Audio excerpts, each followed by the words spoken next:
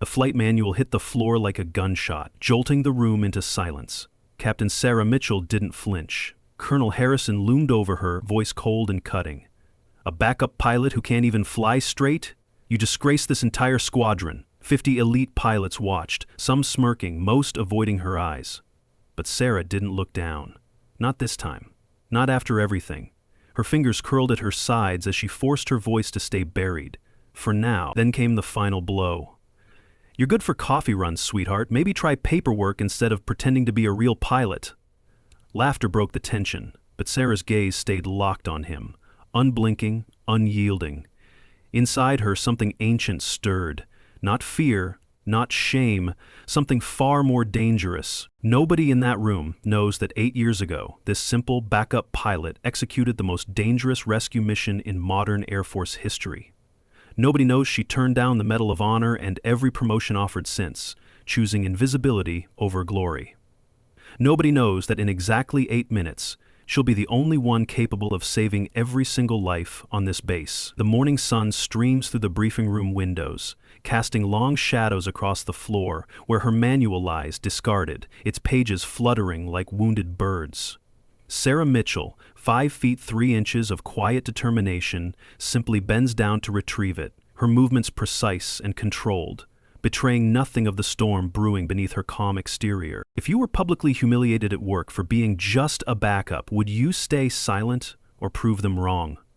Let me know where you're watching from, because what happens next will make you rethink every quiet person you've ever overlooked. Sarah Mitchell's life is a study in deliberate invisibility. She lives in a modest 1-bedroom apartment exactly 10 minutes from base, a place so unremarkable that delivery drivers often miss it entirely.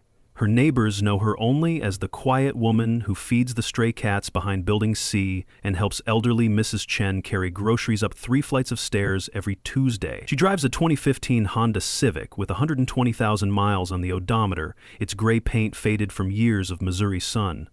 No bumper stickers, no personalization, nothing that would make anyone look twice. At Whiteman Air Force Base, she's assigned to Transport Squadron C-12, flying supply runs in prop planes that most combat pilots view with barely concealed disdain. A position reserved for those who couldn't cut it in the fighter squadron. Every morning at 0500 hours, a full 60 minutes before required, Sarah arrives at the base. Her blonde hair is always pulled back in the same regulation bun, not a strand out of place. She wears no makeup, no jewelry, except the simple silver watch that never leaves her wrist. While other pilots gather in the officers' lounge, trading war stories over black coffee and yesterday's donuts, Sarah sits alone in the corner of the ready room, surrounded by flight manuals. But these aren't manuals for transport planes. They're technical specifications for F-22 Raptors, F-35 Lightning IIs, aircraft she's supposedly never been cleared to fly. Lieutenant Danny Chen, one of the few pilots who treats her with genuine kindness, once found her studying advanced combat maneuvers at 4:30 in the morning. "Why do you study Raptor manuals when you fly transports?" he'd asked, genuinely curious. Sarah had looked up from the complex diagrams, a ghost of a smile crossing her face. "You never know when knowledge might save lives," she'd replied, then returned to her reading as if she hadn't just hinted at something far deeper. Chen had noticed other things too. The way she instinctively checks wind patterns every few seconds, even when indoors, a habit ingrained in combat pilots who've learned that seconds mean survival. Her small frame, which makes other pilots assume she can't handle the crushing G-forces of fighter jets, yet she never seems tired after flights that leave others exhausted. During routine physicals, medics note her resting heart rate of 42 beats per minute, athletic conditioning that seems excessive for a transport pilot. There's the scar, too, a faded line along her left temple that she carefully conceals with her hair. When new pilots ask about it, she claims it's from a childhood bicycle accident. But Bobby Torres, the maintenance chief who's worked on military aircraft for 30 years, recognizes shrapnel scarring when he sees it.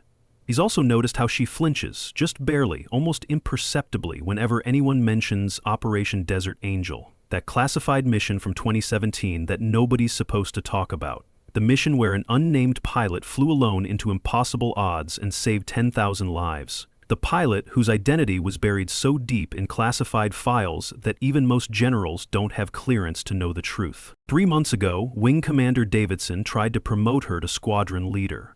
The position came with better pay, better housing, and most importantly, visibility. Sarah had sat in his office, hands folded in her lap, and politely declined. "I'm not ready for that responsibility, sir," she'd said, her voice steady and sure. Davidson had been baffled.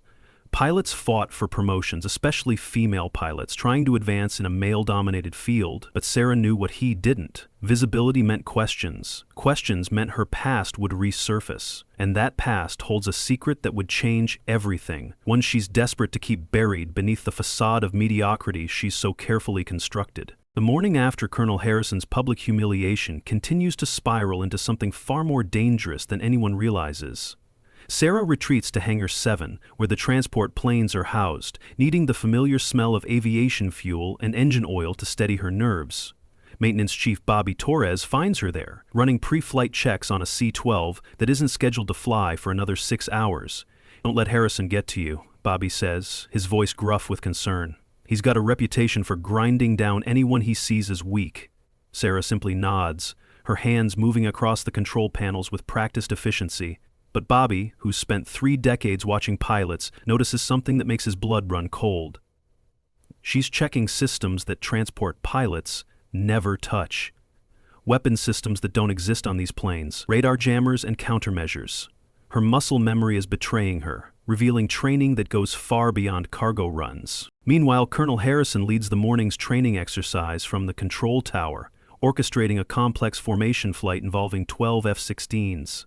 He assigns Sarah to ground control, making a show of it in front of the other officers. "This is where backup pilots belong," he announces, loud enough for everyone to hear. Watching real pilots do real work. Sarah takes her position at the radar console without complaint, her fingers unconsciously tracing flight patterns on the screen. She spots inefficiencies in their formation immediately, gaps that could prove fatal in combat, angles that leave them vulnerable to missile lock. Her hands itch to grab the radio, to correct their positions, but she remains silent. Always silent. At 0800 hours precisely, a black SUV convoy arrives at the main gate. General Patricia Williams steps out, her presence commanding immediate attention. She's a legend in the Air Force, the first female combat pilot to see action in Iraq, now overseeing pilot standards nationwide. Her inspection visit has been planned for months, but something about today feels different. As she reviews personnel files in the commander's office, her aide, Major Thompson, watches her suddenly freeze at one particular file. "Mitchell," she murmurs, the name rolling off her tongue like a half-remembered dream. Sarah Mitchell. Why is that name so familiar? The break room buzzes with gossip as pilots gather for their mid-morning coffee. Captain Rico Martinez leans against the counter, shaking his head in disbelief. "I'm telling you, she scored perfect on the F-22 simulator last month. Perfect. Nobody scores perfect their first time, but she claims she's never flown one." Lieutenant Emma Foster chimes in, her voice lowered to avoid being overheard. "During last year's emergency drills, I watched her. The way she moved, the procedures she followed, it was like she'd done it 1,000 times before. Transport pilots don't train for combat scenarios like that." Captain Mike O'Brien adds the final piece to the puzzle. "Bobby Torres told me something weird. Yesterday she was checking the weapons systems on a transport plane. Except transports don't have weapons systems. She knew exactly where they'd be on a fighter, moved like it was second nature." The group falls silent as Colonel Harrison enters the break room, his presence immediately changing the atmosphere. He's overheard enough to comment, his laugh sharp and dismissive. "Classroom knowledge. Any rookie can memorize manuals and simulator patterns. Put her in a real fighter with real G-forces and real weapons, she'd be crying for her mother in 5 seconds. But something nags at Harrison as he pours his coffee, a detail from this morning that won't leave him alone. When he'd humiliated her in front of everyone, Sarah hadn't shown fear. Her trembling hadn't been from intimidation. It had been restraint, the kind of controlled response that comes from someone who's faced far worse than verbal abuse. Someone who's learned that the most dangerous predators often hide in plain sight. He pushes the thought away, his ego refusing to acknowledge what his instincts are trying to tell him. In the commander's office, General Williams' aide returns from the classified archives, his face pale despite his dark complexion. "Ma'am, I found something. Operation Desert Angel 2017. The pilot's name was classified beyond even top-secret clearance. But the physical description..." He slides a folder across the desk, his hand slightly unsteady. Williams opens it, her expression shifting from curiosity to shock as she reads. 5 feet 3 inches, blonde hair, female, Extraordinary reflexes and tactical innovation. Sustained injuries during the mission but refused medical discharge.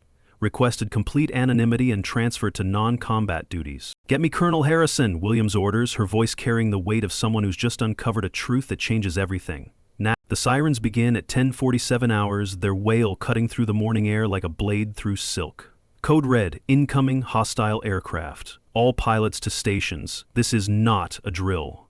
The control tower erupts into controlled chaos as radar screens light up with 6 unidentified fighters approaching at Mach 2, using stolen U.S. military transponder codes to confuse their defense systems. Communications are jammed, automated defenses have been mysteriously disabled, and the hostiles are following flight paths that suggest intimate knowledge of the base's vulnerabilities. Estimated time to arrival, 8 minutes. Colonel Harrison scrambles to coordinate a defense, but panic spreads through the ranks like wildfire. Half of the F-16s won't start. Later investigation will reveal sophisticated sabotage. The pilots who are ready are scattered across the base, some still in the mess hall, others in briefing rooms. The alert fighters need a minimum of 5 minutes to launch, and that's with everything going perfectly. They have 8 minutes, and nothing is going perfectly. Harrison's carefully maintained facade of control begins to crack as he realizes the horrible truth. They're not going to make it. Sarah stands in the control tower, her transport pilot insignia a mockery in this moment of crisis.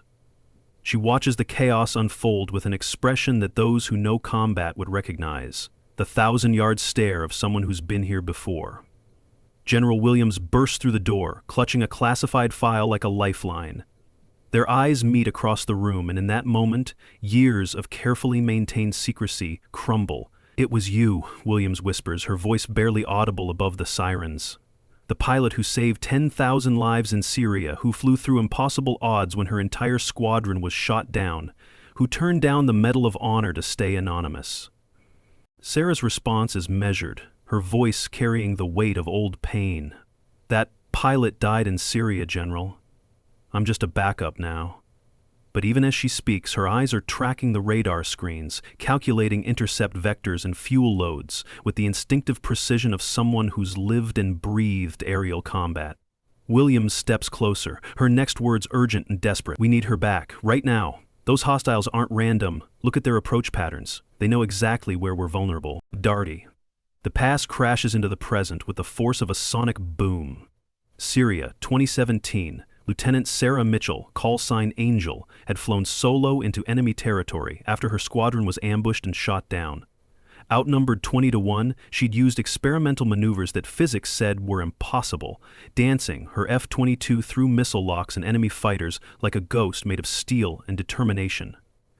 The refugee camp below held 10,000 civilians, families who'd fled the fighting only to find themselves trapped between advancing forces. Sarah had made a choice that day, one that would haunt her dreams for years to come.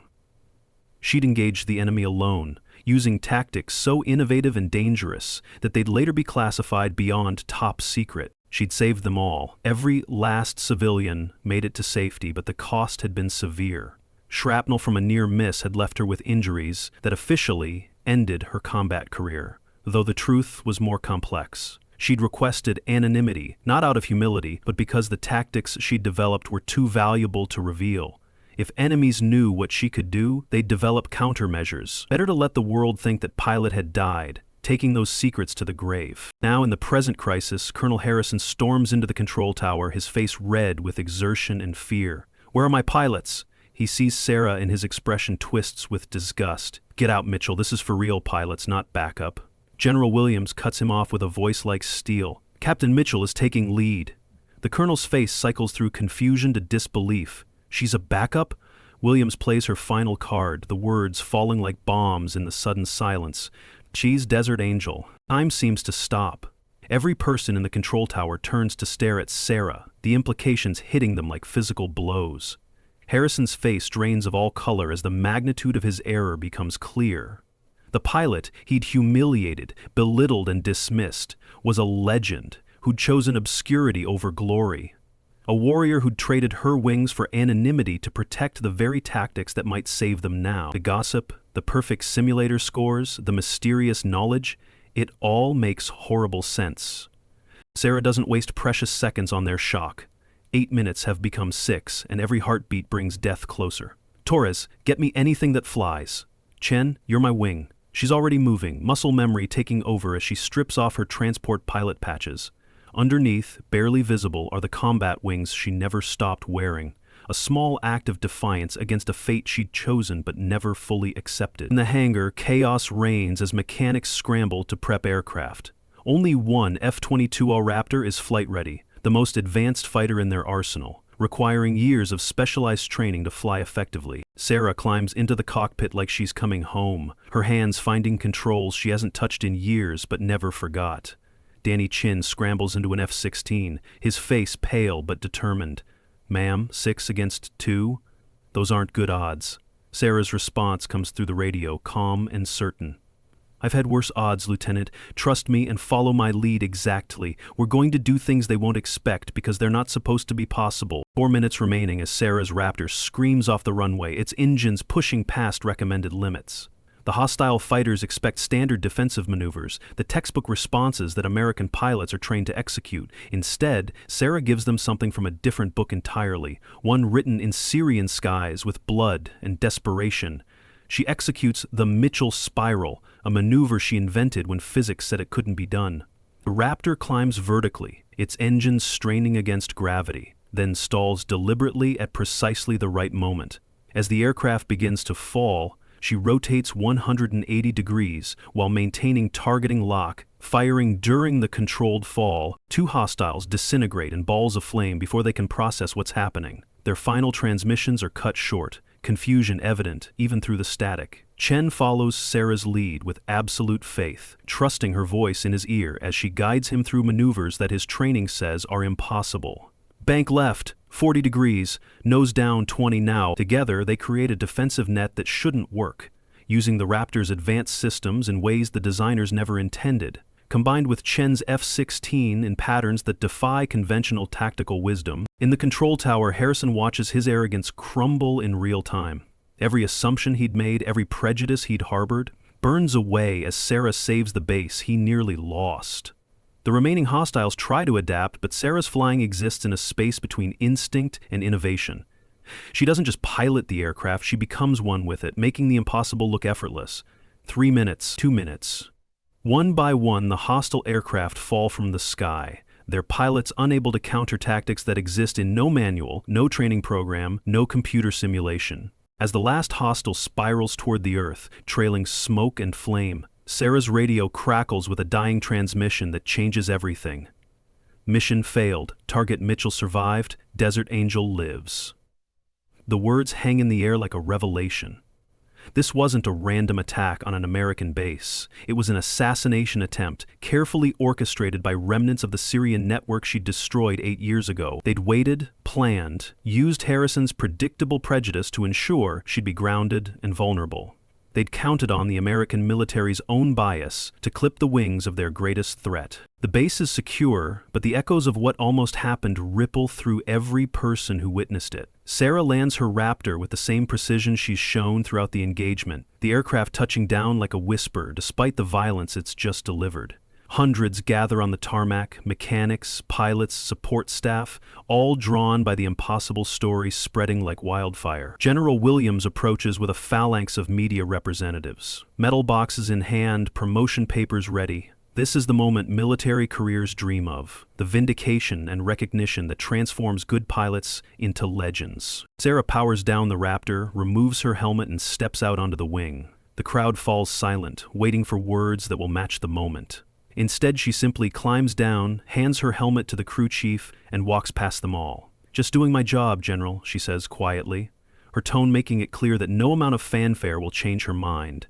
She's not interested in becoming a symbol, a poster, a recruitment tool. She did what was necessary, nothing more, nothing less. Colonel Harrison, his career in ruins and under investigation for security failures that his bias enabled, attempts to intercept her.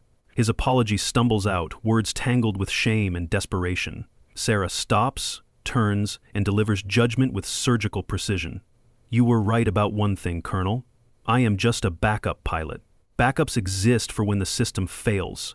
She pauses, letting the weight of her words sink in. "Today, you were the system. Then she walks away, leaving him to contemplate how his prejudice nearly cost hundreds of lives. When week passes and the full scope of what happened becomes clear through the investigation, the enemy had studied American military culture, recognized the bias against female pilots, particularly those in non-combat roles. They'd gambled that someone like Harrison would keep Sarah grounded through sheer prejudice, making her an easy target. They'd almost been right. General Williams sits across from Sarah in the same briefing room where this story began, the morning sun casting similar shadows across the floor. But everything else has changed. The general offers Sarah anything within her power to give: squadron command, a Pentagon position, public recognition that would make her the face of American air power. "I have one request, General," Sarah says, her voice calm and certain. Williams leans forward, ready to grant whatever this hero asks. "Name it." Sarah's response stuns her into silence. "Let me stay exactly where I am." The general's expression cycles through confusion to disbelief. "You could change everything for female pilots, become the face of—" But Sarah interrupts with gentle firmness. "With respect, General, I've seen what becoming a symbol does. It makes you a target. It turns your life into everyone else's statement, their cause, their rallying cry. I just want to fly." And sometimes the best place to make a difference is from the shadows. The general tries again, invoking duty, service, the greater good. But Sarah has thought this through during long nights when sleep wouldn't come. "The pilots who need mentorship will find me. The tactics I've developed work because nobody expects them. The moment I become famous is the moment I become useless. Let me train your pilots quietly. Let me develop protocols without fanfare. Let me be the secret weapon that nobody sees coming." It's not the answer Williams wants, but she recognizes the wisdom in it. Some warriors are meant for spotlights and podiums. Others are meant for the shadows, where the real work often happens. Sarah returns to Transport Squadron C-12, but the dynamic has shifted in subtle ways. Young female pilots seek her out during off hours, hungry for guidance from someone who's proven that size and gender are irrelevant in the cockpit. She teaches them the things that no manual covers: how to trust their instincts, how to find advantages in perceived weaknesses, how to let underestimation become their greatest weapon. She develops new defensive protocols that get implemented across the Air Force, always credited to anonymous sources or collective pilot feedback. Colonel Harrison receives his transfer orders to a desk position in Alaska, his career effectively over. It's a lenient punishment considering his actions nearly led to catastrophe, but Sarah had quietly recommended mercy. "He's learned his lesson," she'd told General Williams. "Sometimes the best teachers are our worst mistakes." Danny Chen becomes her unofficial partner in the transport squadron, learning combat techniques disguised as emergency procedures and weather avoidance maneuver. Other pilots join them, creating an informal training ground where the next generation learns from the best without ever knowing it. 6 months have passed since that morning of humiliation and vindication. Another colonel arrives at Whiteman, full of bluster and outdated opinions about the soft transport division. Colonel Marcus Webb, fresh from a Pentagon posting, makes it his mission to toughen up what he sees as the weak link in the base's operations. He finds Sarah pre-flighting a cargo plane in the pre-dawn darkness, her routine unchanged despite everything that's happened. "Careful with that heavy equipment, sweetheart," he says with a condescending smile. "Wouldn't want to break a nail." The words echo Harrison's mistake. History preparing to repeat itself. Sarah looks up from her checklist, that same calm in her blue eyes that has fooled so many. "You're right, sir. I'll be careful." Her tone is perfectly respectful, giving nothing away. Danny Chen, working on the adjacent aircraft, hides a smile behind his hand. He knows what Colonel Webb doesn't, that he's just insulted the guardian angel of American airspace. From her office window, General Williams watches the interaction with a knowing smile. She's learned to station herself here whenever new officers arrive, enjoying the moment when they inevitably underestimate Captain Sarah Mitchell. The new colonel struts away, satisfied with asserting his dominance over a mere transport pilot. He has no idea that within a month he'll be asking for transfer, unable to explain why his combat pilots keep being outmaneuvered in training exercises by cargo planes. He doesn't know that Sarah has turned the transport squadron into an elite training ground where pilots learn to fly like their lives depend on it, because one day they might. He doesn't know that the quiet woman he just dismissed has saved more lives than he'll ever know about, and will continue to do so from the shadows she's chosen.